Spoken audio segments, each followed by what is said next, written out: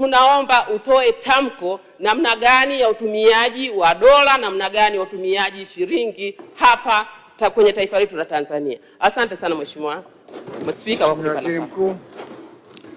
Mheshimiwa Spika, nimshukuru sana Mheshimiwa mbunge Suma Fyandomo kwa swali lake la kizalendo kweli kweli.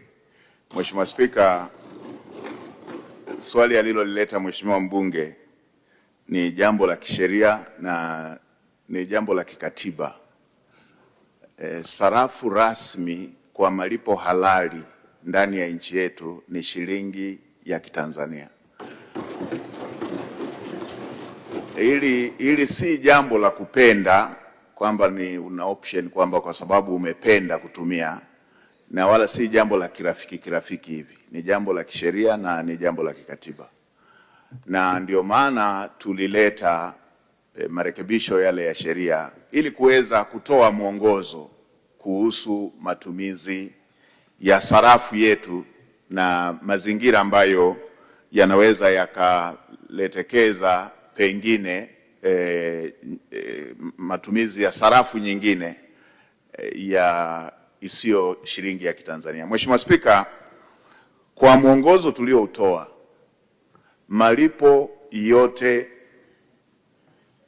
na kunukuu bei kunatakiwa kufanyike kwa sarafu ya Kitanzania ambayo ni shilingi ya Kitanzania,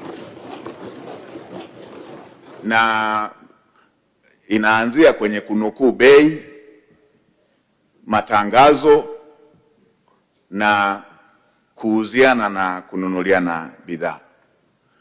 Tumetoa maeneo ambayo yanaweza yakatumia sarafu ya nje. Kwa mfano, katika maeneo ambako yanafanyika mauzo ya nje, mauzo ya bidhaa, huduma, vitu vinavyohusiana na jambo la aina hiyo.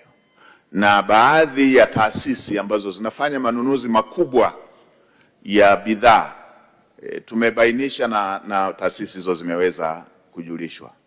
Lakini kule kutumia matumizi ya sarafu isiyo ya Kitanzania kiholela, kwa kweli ni kuvunja sheria, ni kutokuwa wazalendo wa nchi yetu na sarafu yetu, na tumeshafuta baadhi ya maeneo ambayo yalikuwa yamepitiliza na tumetoa miongozo hiyo. Kwa mfano, hata ndani ya taasisi za serikali kabla hatujatoa mwongozo huo kulikuwepo na mambo ya wapi leseni, mtu anaambiwa atoe dola. Kulikuwepo na uagizaji wa mizigo pengine katika baadhi ya taasisi zikichukua za serikali zikifanya malipo kwa dola. Haya yote tumeyakomesha, na sasa tumeendelea kutoa elimu kwa Watanzania wote kwamba sarafu yetu ya nchi ni shilingi ya Kitanzania.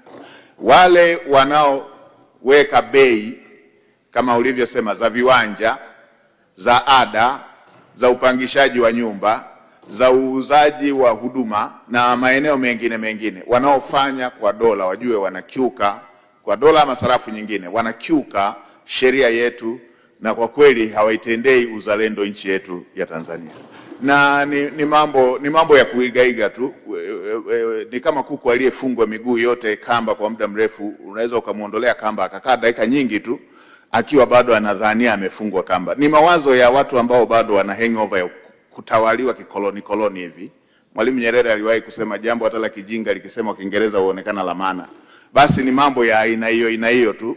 Mtu anaongelea dola, anaona kwamba labda hiyo ndio mkuu, vijana wanasemaje, kuwa matawi ya juu. Lakini shilingi ya Kitanzania ndiyo malipo halali ndani ya nchi yetu, na hili ni jambo la kikatiba, ni jambo la kisheria.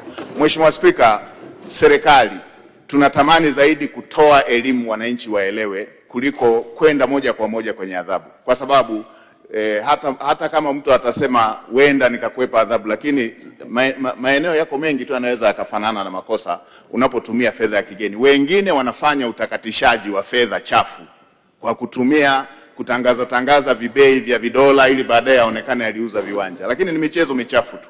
Kwa hiyo siku serikali itakapotaka kuchukua hatua kali zaidi, na yenyewe itakuwa si nzuri kwenye masuala ya kiuchumi. Kwa hiyo tutumie zaidi elimu, na tunaomba Watanzania waitikie zaidi elimu inayotolewa.